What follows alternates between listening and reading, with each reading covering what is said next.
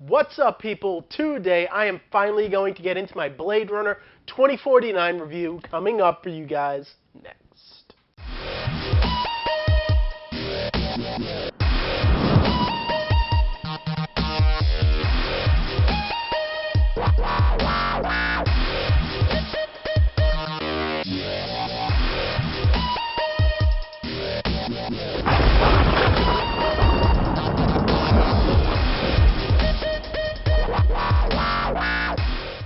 So Blade Runner 2049.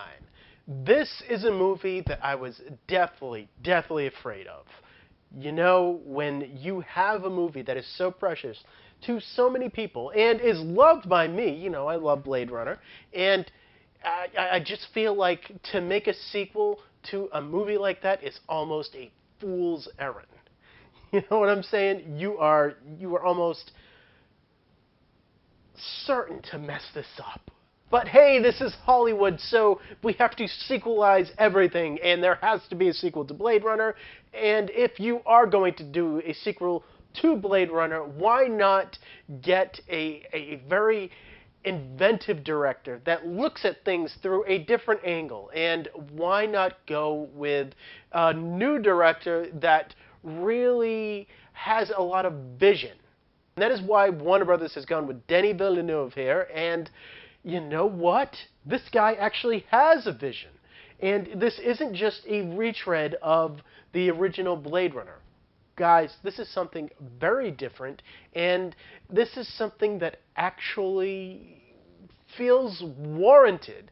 This is not just Warner Brothers cashing in on something that they have been cashing in on for way too long. This is something very different and worthy of the Blade Runner name. It stars Ryan Gosling as K and eventually Harrison Ford as Deckard. Yes, Harrison Ford is now catching in on all of his older franchises. He came back for Star Wars. Why couldn't he come back for Blade Runner? You know what? He did. So right off the top here, people, I'm going to keep the actual plot of this movie real light on this particular review. I don't do spoilers normally, and I don't want to really start by doing it here. I feel like that's why the movie isn't actually doing that good. People don't really know exactly what to expect from Blade Runner 2049. But for people that actually they love the original Blade Runner, they know what they're getting out of this, and the trailers won't spoil anything, so I won't either. I will do a specific spoiler review right after this review for you guys, so we can really have a discussion about it. But for this, I'm keeping this very spoiler light. I am just going to give you an overall feeling of what I got from this movie, and then go into the finer details in a spoiler review.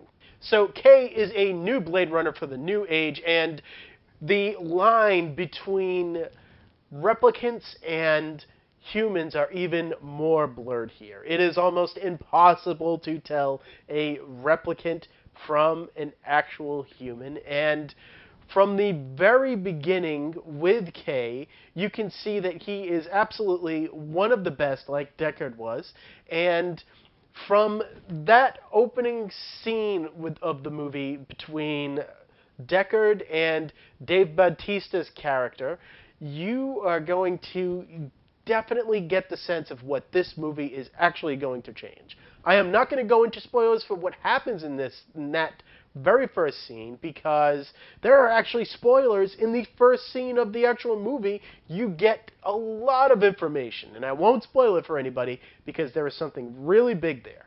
But what I will say is you will get the sense that the action in this movie has been amped up.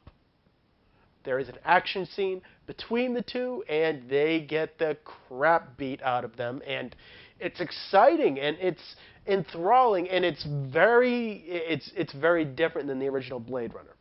The original Blade Runner took its time in getting you into its world, and since we already know what to expect from this world, this movie just kicks you right in, and you know what? I really appreciated that about this movie. And continuously, I feel like the action in this movie is really amped up, and this is more of an action movie. But at the same point in time, that doesn't mean that it's less philosophical, and that doesn't mean that you don't...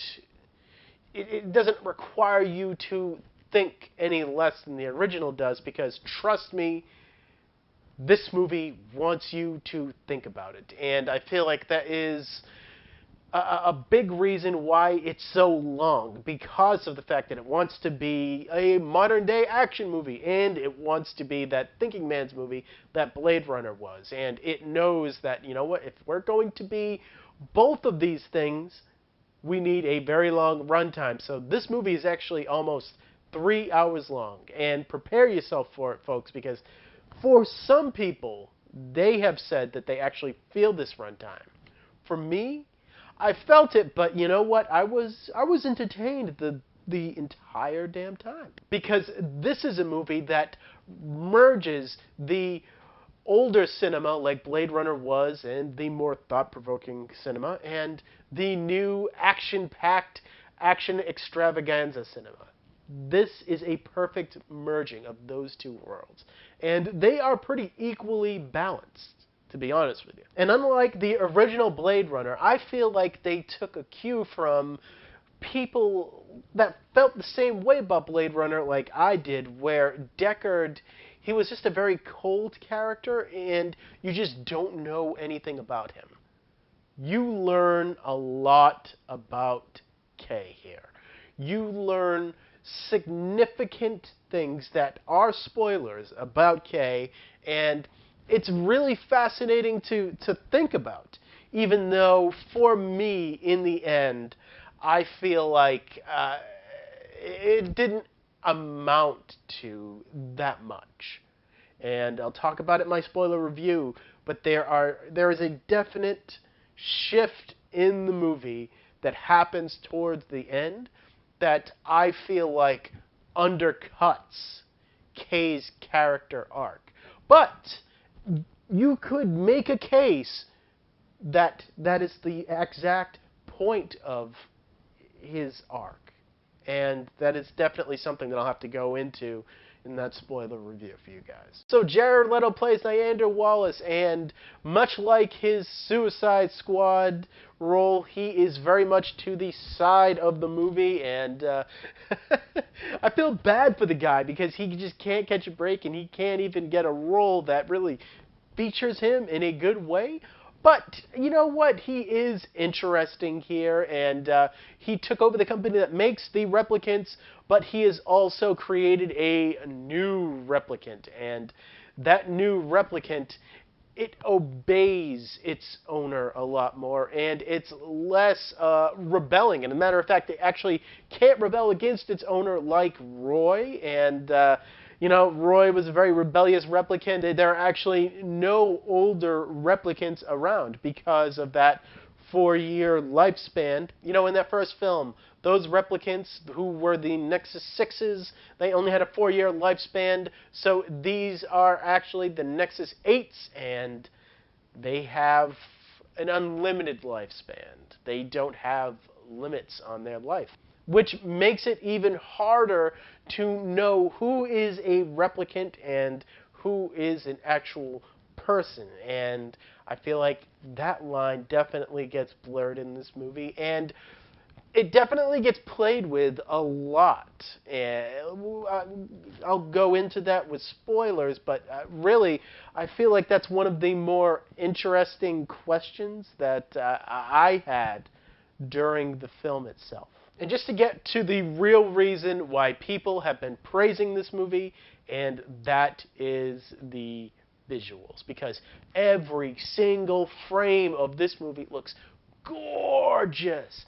Absolutely 100% gorgeous. Dean Cundey is a cinematographer that has been working in the industry for a long time.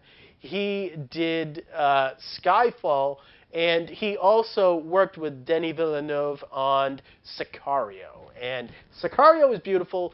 Skyfall was absolutely gorgeous.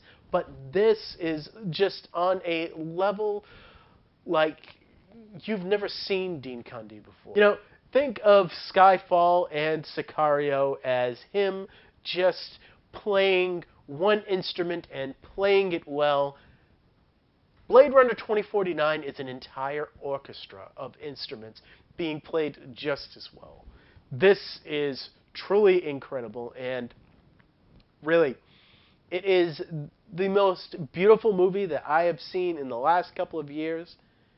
Give this guy an Oscar. If he doesn't win, there is something up. And also, you have to give it to Ryan Gosling as Kay. He is perfect in this role. He is so perfect. You know, there is a minimalist quality to his acting that I feel like lends himself to this movie exponentially. You can just look at his face, and the range of emotion that is going on just speaks volumes. And to me, I feel like this is one of his best performances, and that is because it features him so damn well. He is perfectly cast as this character. And as for the director, Denis Villeneuve, you know what? This is a guy that had a vision. This is a guy that didn't just want to make a sequel to a beloved movie and cash in on it.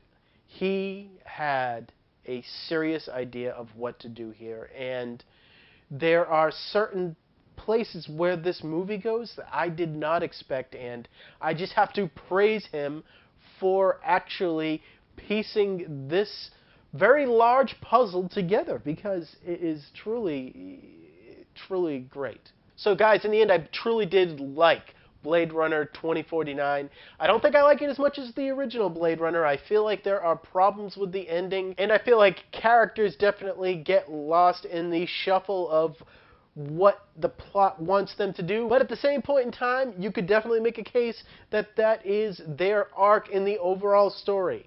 You know, this is just an overall good time at the movies in a way that is totally unique, because I can guarantee you at the end of this year, you will not see a movie like Blade Runner 2049. And for that, I have to give it an 8. I didn't like it as much as everybody else is liking it, but at the same point in time, I truly did like it a lot. And you know what? That's just how I feel about it. So, guys, I'm going to be going even deeper into Blade Runner 2049 in my spoiler review. That'll be coming out really damn soon, and I will go into definitely the character of Kay and how Deckard is integrated and how I feel about every single one of these characters. You guys won't want to miss it, and I want to have discussions with you guys about it. I want to know how you felt about this movie. And I will be coming out with my spoiler review very soon. I thank all of you for watching so early on. You guys are great, and I will see all of you next time.